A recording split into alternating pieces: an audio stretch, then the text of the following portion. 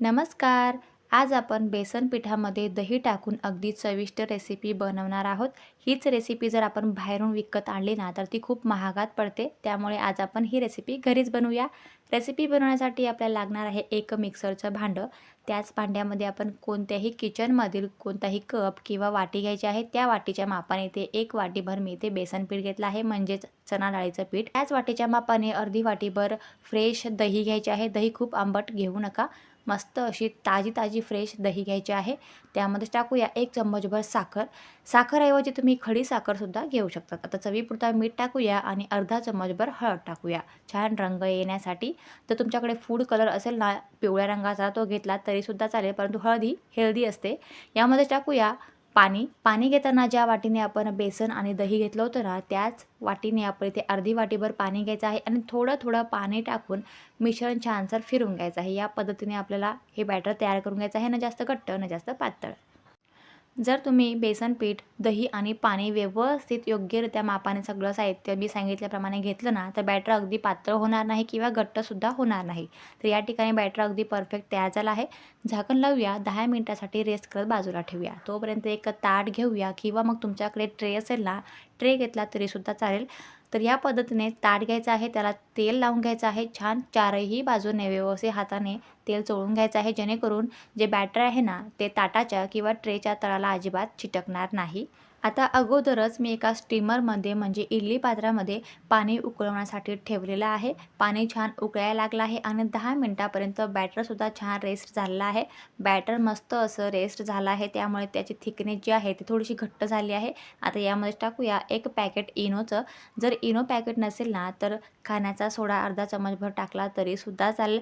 Eno आणि सोडा टाकण्याच्या अगोदर लक्षात घ्या, स्टीमरमध्ये किंवा मग कढईमध्ये पाणी उकळवण्यासाठी अगोदरच ठेवून द्यायचं आहे. त्यानंतर आपण बॅटरमध्ये इनो किंवा मग खाण्याचा सोडा टाकायचा आहे. त्यानंतर सगळं मिश्रण आपल्याला एकदा मिक्स करून घ्यायचं आहे, जेणेकरून सोड्यामुळे किंवा मग इनोमुळे हे बॅटर छान मस्त असं फ्लफी क्रीमी टेक्स्चरचं तयार होतं.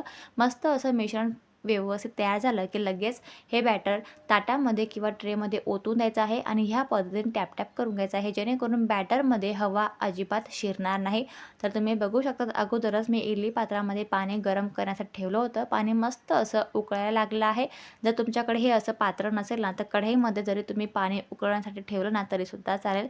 लगेच या इडली पात्रामध्ये आपण हा ताट ठेवायचा आहे आणि 20 मिनिटासाठी झाकण लावून घ्यायच्या मीडियम आचेवर आपल्याला हे जे मिश्रण आहे ना, छान वाफवून घ्यायचं आहे.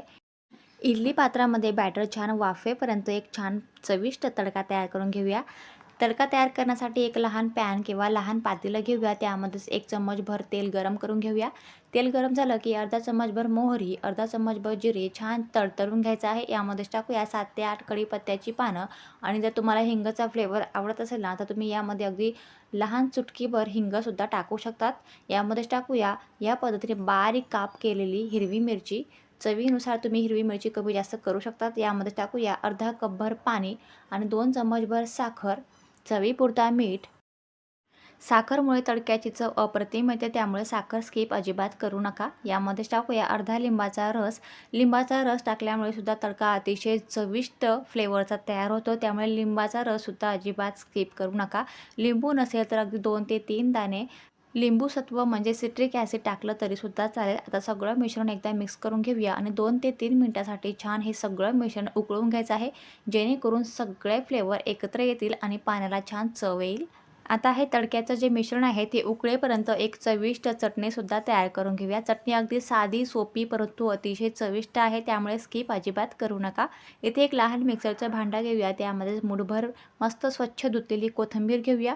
मूठभर स्वच्छ धुतलेला फ्रेश पुदिना घ्यायचा आहे. यामध्येच टाकूया 1 इंच आल्याचा तुकडा. यामध्येच टाकूया 2 हिरवी मिरची बारीक कट केली. जर तुम्ही जास्त तिखट खात असाल ना, तर तिखटची क्वांटिटी वाढवली तरीसुद्धा चालेल. 10 ते 12 लसणाच्या पाकळ्या घ्या. लसूण आवडत नसेल तर स्किप केलं तरीसुद्धा चालेल. चवीपुरता अर्धा चम्मचभर मीठ टाकूया आणि अर्धा लिंबाचा रस टाकूया. यामध्ये टाकूया 2 ते 3 चम्मचभर पाणी आणि ही जी चटणी आहे ना, छान दळून घ्यायची आहे. चटणी आता परफेक्ट तयार झाली आहे. मिक्सरच्या भांड्यामध्ये थोडीशी चटणी शिल्लक आहे, त्यामुळे थोडंसं पाणी टाकून मिक्सरच्या भांड्यामध्ये चटणीसुद्धा आपण या चटणीमध्ये मिक्स करून घेऊया. तुम्ही तुमच्या आवडीनुसार चटणीची कन्सिस्टन्सी पातळ किंवा घट्ट करू शकता. तर या पद्धतीने मी चटणी तयार करून घेतली आहे. आता ही जी चटणी आहे ना, फ्रीजमध्ये ठेवल्यानंतर 4 ते 5 दिवस अजिबात खराब होत नाही. आता 20 मिनिटे झालेले आहेत. मिश्रण छान वाफवलं गेलं आहे आणि मस्त असा पिवळा रंग या मिश्रणाला आलेला आहे. आता जे बॅटर आहे ते परफेक्ट शिजलेलं आहे की नाही ते चेक करण्यासाठी टूथपिक किंवा चाकू घ्यायचा आहे. ह्या पद्धतीने डीप करायचं आहे. टूथपिक किंवा चाकू जे आहे ते अगदी क्लीन आला, पीठ अजिबात चिटकलं नाही तर समजायचं बॅटर जे आहे ते परफेक्ट व्यवस्थित शिजलेलं आहे, म्हणजेच वाफवलेलं आहे. बॅटर जे आहे थोडंफार चाकूला किंवा टूथपिकला चिटकलेलं राहिलं की समजायचं की अजून 5 मिनिटासाठी हे जे बॅटर आहे ते वाफवावं लागेल. म्हणून 5 मिनिटासाठी परत ते जे बॅटर आहे ते स्टीम करून घ्यायचं आहे. ताटातील वाफवलेलं मिश्रण छान थंड झालं की लगेच आजूबाजूच्या ज्या कडा आहेत ना त्या व्यवस्थित चाकूने मोकळ्या करून घ्यायच्या आहेत आणि ह्या अशा वड्या करून घ्यायच्या आहेत. तुम्हाला जोही आकार आवडत असेल, देता येत असेल त्या पद्धतीने तुम्ही मिश्रणाला छान आकार देऊन घ्यायचा आहे. तर ह्या ठिकाणी मी चौकोन वड्या तयार करून घेतल्या आहेत आणि वरून टाकूया बनवलेला चविष्ट तडका. या तडक्यामुळे या वडींना अप्रतिम फ्लेवर येतो, अप्रतिम चव येते. त्यामुळे हा तडका स्किप न करता या वडींवर नक्की टाका. तर आज आपण बनवलेला आहे इन्स्टंट ढोकळा. जर तुम्हाला रोज-रोज टेन्शन येतं ना, की नाश्त्याला काय बनवू, मुलांच्या टिफिनला आज काय बनवू किंवा मग दुपारच्या लहान-मोठ्या भुकेसाठी काय बनवू, तर हा अतिशय अप्रतिम चवीचा अगदी काही मिनिटात बनणारा इन्स्टंट ढोकळा तुम्ही एकदा नक्की तयार करा. लहान मुलांनाच काय तर सगळ्यांनाच आवडेल. अप्रतिम हेल्दी आहे, चविष्ट आहे आणि पोटभरीचा नाश्ता आहे.